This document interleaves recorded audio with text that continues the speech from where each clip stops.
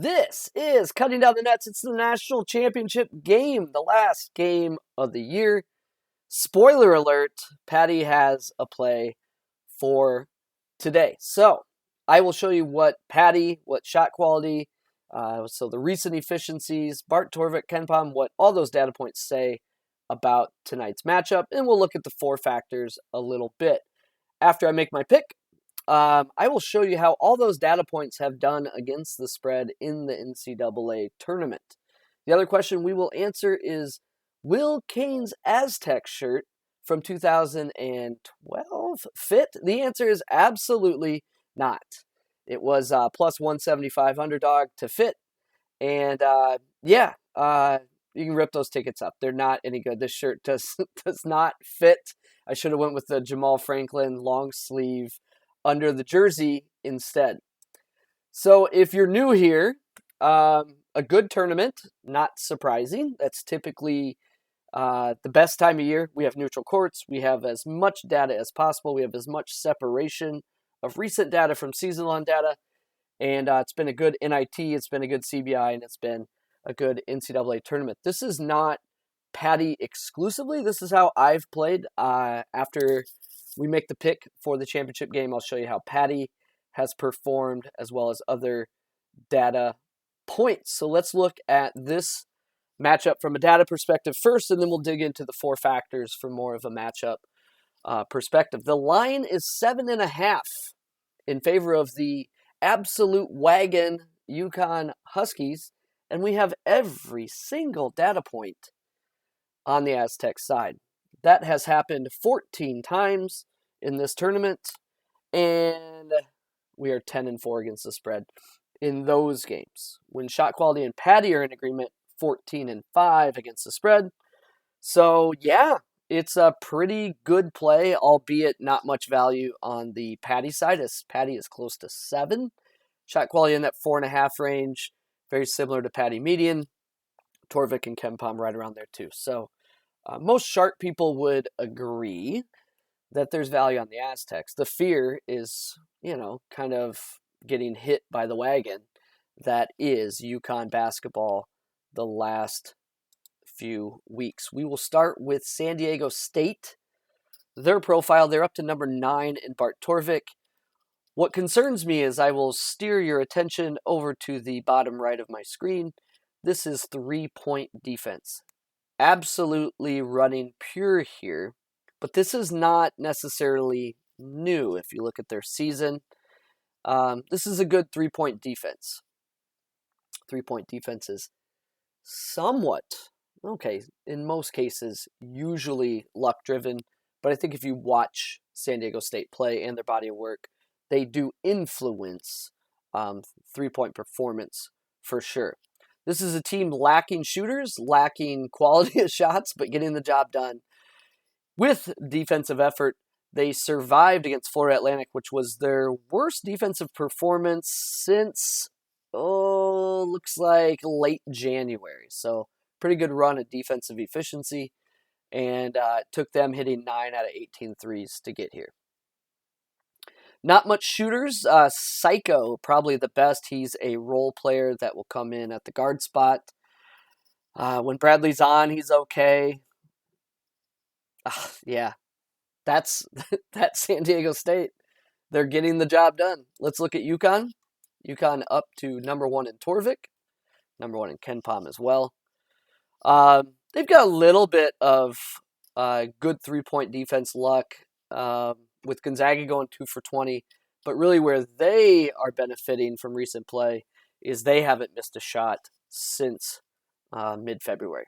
So, from a shooting perspective, they have some shooters.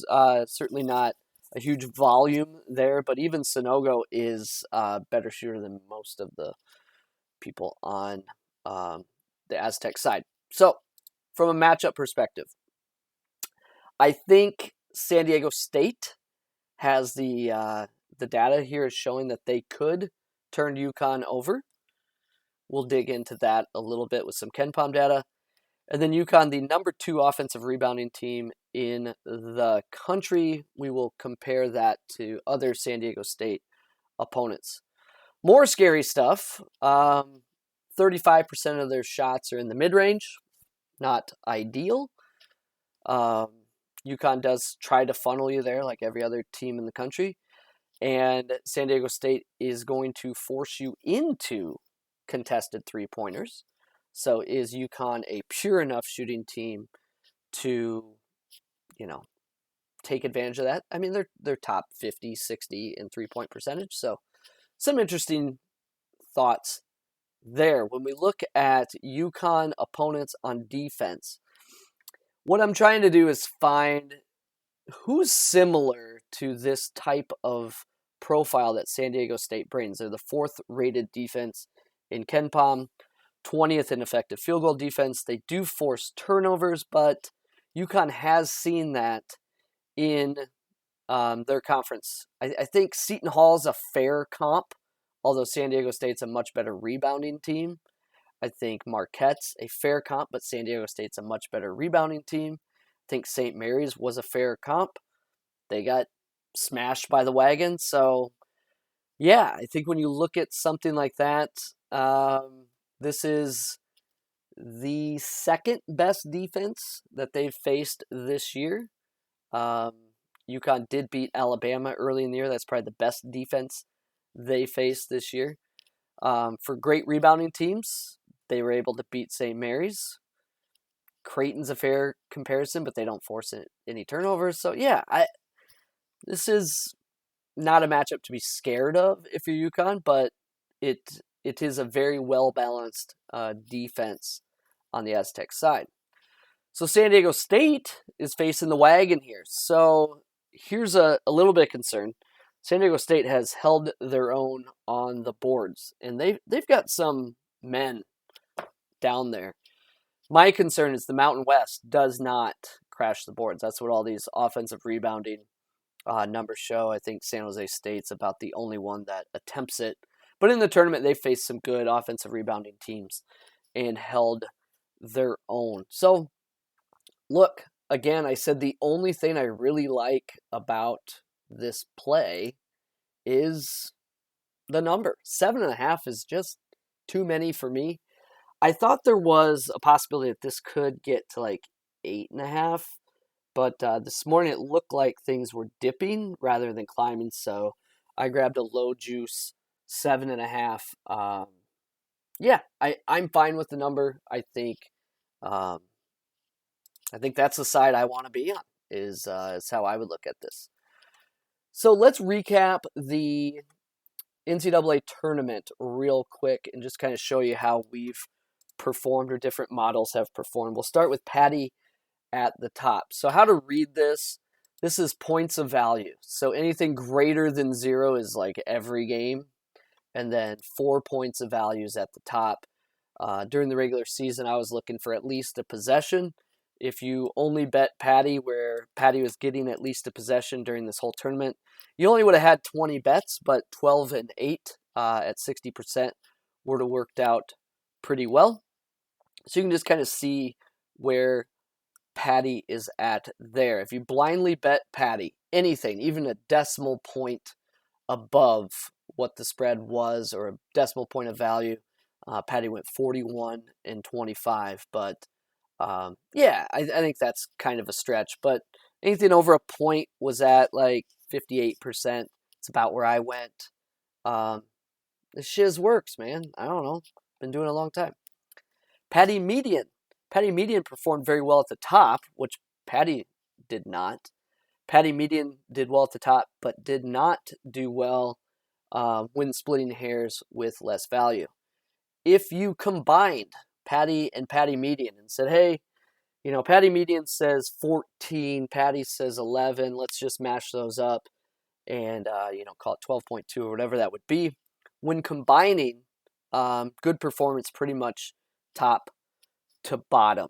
So, look, it's my favorite time of year. It's when the model performs the best.